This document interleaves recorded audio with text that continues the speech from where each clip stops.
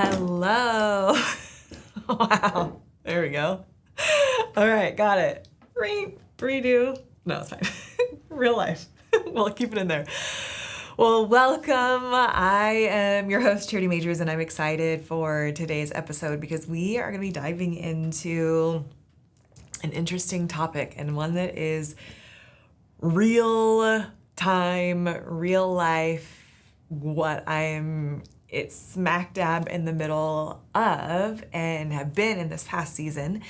And if you heard the episode, kind of the welcome back, it's a new season kind of a thing, you know a little bit about kind of this cave season, this wilderness type space that I've been in, and even places where I have been holding on to, whether it's past dreams or past identities. And I'm now in this space of, from what I'm calling is the clinging to the calling. And so we're going to talk about this in real time, being vulnerable. Also because transparently, I actually wrote about this. I have a new book coming out, and this is an incredible collaborative book with myself and 6 other incredible women who are sharing their stories. And the book is called Rise: How to Find Your People, Your Power, Your Purpose, and Your Journey Towards Success. And I pull back the curtain on this whole thing of what it looks like to surrender and to go from clinging onto something and to building something good to stepping into the call of God on your life, and to stepping into move from the good dream to the God dream, and what that can look like in the messy middle, and when you actually have to surrender, and the crushing that happens when you say yes to the call. And I just remember being on my face. I mean, so many times I've been on my face. I was at ministry school graduation, and my mom was talking to Bill Johnson, Papa Bill at Bethel, and she was following with my daughter, my 2-year-old. She was running around, and I was actually in a commissioning ceremony, and I was just on my face on the floor, bawling, being ministered to and touched by the Holy Spirit and the power of God. And my mom peeked in to see, to show Eden, my daughter, where we were, and I was just on the floor. And so she took my daughter out a little and ran into Bill. I ran into Papa Bill, and my mom, she was so sweet. She's like, oh yeah, my daughter's here, she's graduating BSSM 3rd year, and I'm here following her daughter around. And she's like, she's in there on the floor, and Papa Bill was like, it's the best place to be. So yes, I have been on the floor and on my face, definitely a lot in this season. And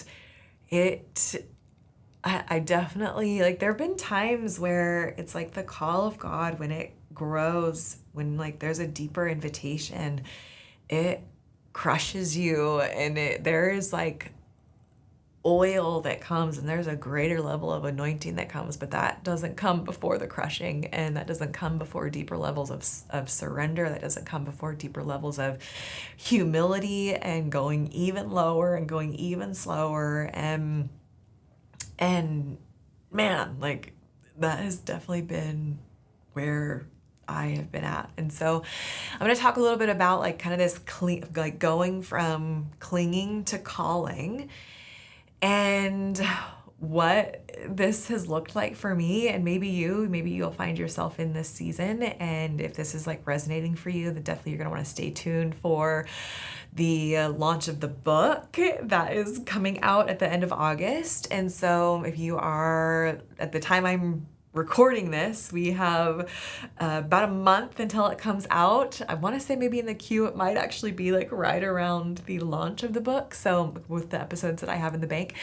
So anyways, yay, new book coming out, and it's an incredible book. I've actually loved not only writing about my season and where I've been at, but also just working with the women who have been doing this and really unpacking their stories and getting to know them more. And gosh, with all the journey that they have been through as well, it's there is a theme when you're being called into your next season and into a season of expansion and into growth and into your calling.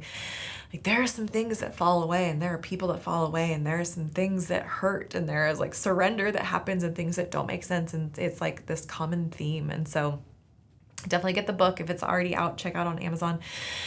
But I'm going to go over this. So it's like, here's a question for you when it comes to going from clinging on to maybe a past season or what you've had to stepping into your calling.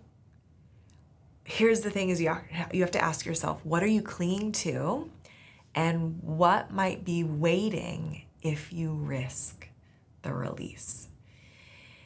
Now, I love Ecclesiastes 3:1, where it says that there's a time for everything and a season for every activity under the heavens. And I remember when I was like praying about surrendering, honestly, it's been like, actually is my business, and God is inviting me into like a full season of full-time ministry. And I've never, I mean, except like minus when I was little, I grew up in like a YWAM family, and my parents staffed, different bases and different churches and that kind of thing. So I've grown up in ministry, but like me personally, this has actually been like my full yes, because I've always been like some ministry and some business, but after ministry school and some powerful words that I received and some powerful encounters that I had, which I'll probably dive into sometime, maybe in my next book, maybe in some episodes, it is like so clear that this season that I'm walking to is actually like, no, it's like what my heart burns for is to see Jesus receive his full reward for his presence, for his power, for the bride to see her walking in her full identity, like for revival. Like those are the things my heart burns for. And so I've always had kind of this like teeter-totter of, oh, some business, some ministry, and God is like, whew, like ministry is like blinders on. And so it's like I've had to let go of so much in this past season. He even invited me like literally into letting go of my entire business and all of my income and all of the everything that I have built. And it's like, how do I explain it? There's relief, but there's also risk. It's scary, and it also is inviting a deeper level of trust that I've never had and experienced before. It has been crushing. It has been exciting. It has deepened my level of trust. It has been so revealing of where the places that I don't trust God. And it's been hard and it's been good all at the same time. It's like this mix of all of it, all in the midst of this season. And so for me, I had to really ask, like, what was I clinging to and what might be waiting if I actually risk the release? And I remember sharing this story. I was speaking on stage, and I shared this story of this when I was actually a little girl, and I was at the park with my dad, and it was a warm, beautiful day in Southern California, and we were on like a little daddy-daughter date, and he took me to the park, and I was on monkey bars, and I was kind of going across these monkey bars, and all of a sudden, partway through, I started to get tired, and my hands started to ache, and it started to feel like, like kind of the white knuckle, and they're starting to slip, and they sting, and I look down, and my 6-year-old little body is like, seems like so far off the ground, and I start like kind of wiggling around and like, daddy, where are you? Like, I like, catch me. I'm gonna like let go. I'm gonna fall. And my dad, in his strong and gentle voice, he comes up behind me and he says, "Love bug." That's what he used to call me. Still does. "Love bug, I'm right here. I'm right behind you. You can let go. I won't let you fall." And I like have my hands on the monkey bars. I'm like wiggling, and I'm like, "But daddy, I can't see you. Can you just like come to the front and then I'll know that you're there, and you can like, and I'll let go, and then I know that you won't let me fall." And he said, "Love bug, I'm right here. You can hear my voice. You can trust me. Let go, and I won't let you fall." And I just remember, like, I kind of came to this moment where it was like, I can either white knuckle and like muscle my way, like perform, strive my way to get to like a few more monkey bars to the end, or I could surrender, I could let go, and I could trust that I would be caught by the arms of love. And in that moment, I let go. And I just remember my dad's, big, strong, gentle arms like catching me, and him turning around and having these big, deep smile lines as he looked into my eyes. And he said, "I'm so proud of you. You learned to trust."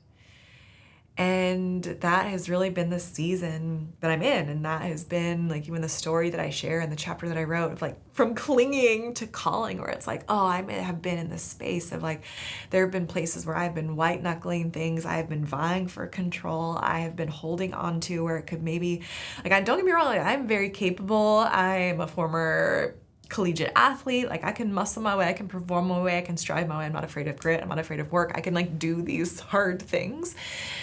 And, you know, it was like, I was like faced with this moment when it came to my business and when it came to the call of God in my life, where it was like, oh, like I could, like let go and trust. Like God actually invited me. He said,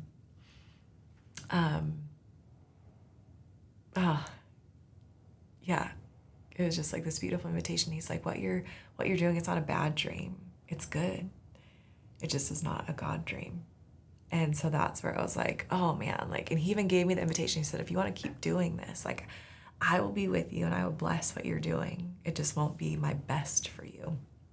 And so that's where I was like a big, big desire of my heart is that Jesus would receive his full reward and everything that he paid for on the cross in and through my life. Like that is like my biggest heart's desire. And so it's like, oh, okay, Jesus, like if he's gonna get his full reward, like I have to let go and I have to surrender and I have to, like, it doesn't make sense to anybody else and all this different stuff and all these accolades and all this stuff. Like it doesn't make sense.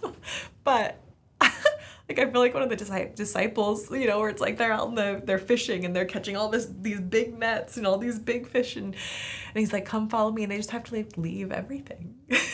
And go follow Jesus. And that's literally where I'm at. So this Ecclesiastes 3:1, like there's a time for everything, a season for every activity under the heavens. And I remember when I was praying, I'd actually invited a few of my best friends into the process of what God was speaking and where I was at, you know, a handful of months ago in this season of transition. And I remember my friend reading this verse to me, and she was just like, you know, I feel like there's a season for surrender, and sometimes it's a season to build. And she was like, and like, this is where you're at, is it's that season of transition and surrender. And I felt like so much, I felt really seen in that moment. And it's like, okay, here we go. Like the human part of me is like, oh, like there's surrender, which part of me doesn't like the little white flag. And then the other part of me actually understands that when God invites us into deeper surrender, it means that he is actually getting bigger and I am getting smaller. And that is, like it's such a beautiful place to be. And it doesn't, like, there is an ache that comes along with that. Like maybe if you've been in that space where like you are in surrender, maybe you're in the wilderness, maybe you, like me, I felt like I was kind of in a cave season. Like, oh man, there is like that, it is real. And here's the thing of what I've learned about wilderness or cave seasons is it actually isn't a place of punishment or exile. It actually is a place of sacred preparation. You know, in the Bible, this Holy Spirit, so after Jesus was baptized and then the Father, which in the Bible, this is actually one of the only places where we see the Father, Son, and Holy Spirit all in one scene. And the Father spoke, "This is my beloved Son, who I am well pleased." And mind you, like the Father spoke identity over Jesus before any of his ministry, right? Before any of his public ministry, right? So here's the thing is that if you are, like for me, going now into a season of where like this is the focus, I realized that over the last handful of years, like there was such a shoring up of my identity and such a commissioning and such a like pouring into of my identity of who God is, of who he has called me to be, of the things that he says over me, where the places where I've maybe planted a flag into what I like to call is like a secondary identity. So those are things like wife and mom, or friend or speaker or founder or any of these other things that we do. These are called secondary identities and primary identities. I had to reestablish, uproot and reestablish my primary identity into boom, that the pinnacle is actually daughter. The pinnacle is boom, beloved. The pinnacle is bride of Christ, right? And so it is this reestablishing of this primary identity so that as things do ebb and flow and shift and change throughout life, I'm not going through this massive identity crisis, first of all. I actually am so secure in who I am as a daughter. And that was something that I really saw in Jesus's journey, where it was the Father spoke identity over him before any forward facing, before any public ministry. And I'm maybe this is a part of, I like to kind of analyze and study things. I'm this is God's plan. You got to have identity first before you can, if you're coming from a place of broken identity or not from a place of healing and wholeness, everything on the outside or any external ministry is going to be tainted and painted with that. And so it's been this really interesting growing and pruning and wilderness type season, but also really, really amazing in the midst of it. And so I love where it's oh man, the wilderness is actually such a place of deep intimacy. It's actually is a place where, a lot of times people are oh, winter seasons or wilderness seasons where you can't, it's hard and it's all this different stuff and it's dry and God's voice changes. And it's what's really interesting about winter seasons is if you think about a tree, it actually, during winter seasons, yes, things fall away, but it actually is a place where the roots get really strong and really, really deep. And then even in the wilderness, it actually is a place of clarity and it's a place of intimacy, right? If you think about the wilderness, right, and the desert, there isn't very much, but you can see for miles. And even, if you look through a forest in winter, there's not a bunch of leaves and stuff in the way. You can actually see. So I actually believe it's a place of clarity. And so for you, maybe you have been in a winter season, maybe you have been in a wilderness season and you are thinking, oh, this is a place where I can't see and it's uncomfortable and I can't see what's ahead. I actually am believing that even right now, as you're hearing this, even as you're seeing this, if you're watching on YouTube, that this is going to be a reframing for you, that in a winter season, it actually provides so much clarity that you're going to be able to see through the trees, that you're going to be able to see miles and miles and miles down the road, down the wilderness, because there's not a lot of junk, there's not a lot of stuff, there's not a lot of foliage and trees and leaves in the way. And so it actually is going to be a season of clarity for you if you haven't been able to see. And I just declare that over you in Jesus' name. And so even in Isaiah 43:19, and I love this verse, but it says, see, I'm doing a new thing. Now it springs up. Do you not perceive it? I am making a way in the wilderness and streams in the wasteland. And I love this definition of new because it doesn't mean the next thing. A lot of times we go from season to season and it's the next thing. And then, oh yeah, it's kind of is just the next evolution of whatever it is that we're doing. But this definition of new in the Bible actually means it's something that hasn't been seen or done, or it's not known, it hasn't been known of before. And so maybe for you, if you're coming out of a wilderness season, this is actually a verse that I'm looking at too, to where God is inviting me into this. He's doing a new thing. And I can be really tempted to go into old ways and into old habits and into old things that I built or into old whatever it has been. And I'm okay, I could just zhuzh it up and put some new branding on it for ministry and I could just do that. And it's no, I'm doing a new thing, which is okay, God, well, what are you doing? Right. Then there's follow-up conversations that happen. What does this look like? And what is this new thing that you're doing? And how can I partner with you in this, God? And so for me, this is literally is where I'm at. It's what's this new thing, God? And what are you doing? And where is your grace? And where is your favor? And where's your power? Where's your presence? I'm just on this honing beacon, everything in me is so desiring the will of God that anything less than that is it's not even an option. So even literally right before I pushed record on this, it was really interesting. I was planning for something because in my humanness, I'm like, okay, here's like a deadline. I'm going to do this and XYZ. And as this falls away, all right, here's what's going to be next. I'm like building out my little plan. And I remember waking up this morning and the Lord was like, that's not it. Shut it down. And I'm like, ooh, but I put all this energy and work and effort. I'm like, okay, shut it down. And so literally before I push record, I like shut down the entire email sequence. I shut down the entire sales page and all of the things. So you guys, like there's like the surrender from going from clinging to calling is so real, and it is not ever linear. It's not ever perfect. And it is just like such a part of our humanness, and I'm so here with you. So another thing I want to talk about is like why we cling, right? So it's like a lot of times what we hold on to, it can be kind of a symbol of like fear, safety, approval, comfort of the familiar, right? Like what am I holding? Am I afraid of like letting go of this thing, right? I'm holding on for control.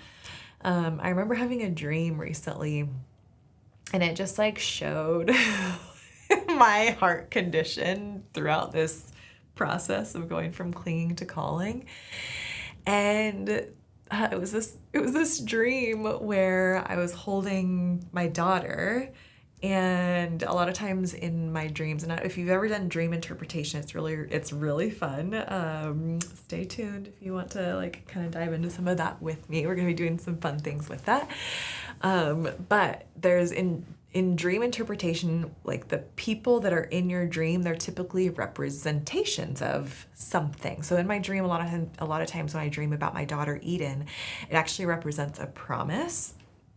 Because if you don't know, my husband and I, we kind of journeyed through a lot of loss, and she was this promise. My God just kept saying, Eden is coming, Eden is coming. And it was this 5-year process, and where nothing on our external circumstances looked like we were going to be able to grow our family and have another baby. It was like this deep process of surrender and trusting God and being grateful. I have our son, he's 9 now, and his name is Judah, and he's incredible. It's like, okay, well, can I just be grateful for what I have? And it's like, oh, like it was this really interesting journey of holding on to a promise and really knowing God is the promise keeper and the fulfiller of promises, and that he keeps his word. And so a lot of times when I dream, Eden represents a promise and or a dream.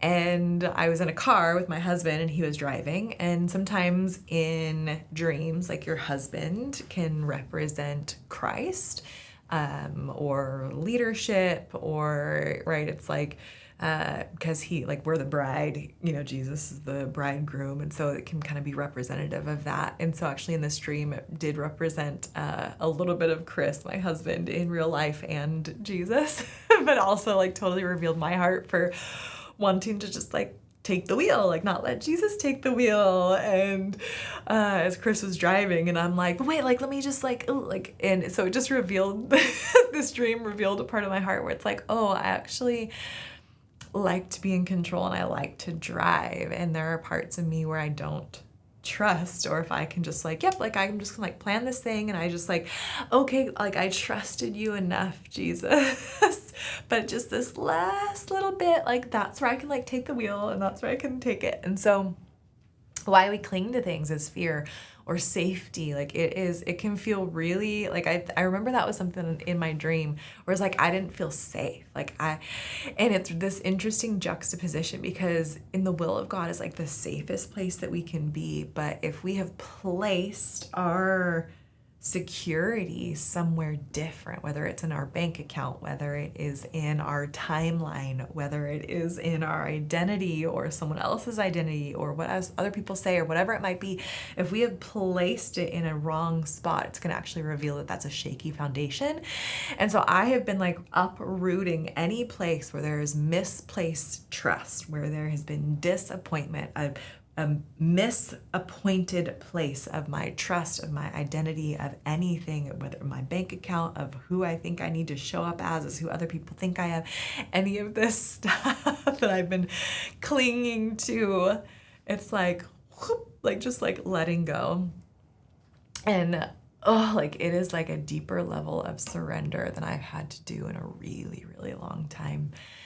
and it's uncomfortable and it is humbling and but it also is this place. I remember at church, our prophetic director, our prophetic ministry director, who I help lead our prophetic team and our prophetic ministry team, and her name is Megan Bailey. She was actually on one of our recent episodes, so check that out. She talks about this term meek and this term meekness, and I think we get this false understanding of meek and humble.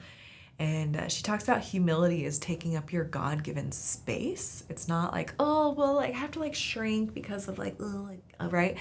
Or the like, I'm just like taking up space. And it's like, that actually is not the amount of space that you're allowed to take up in that place.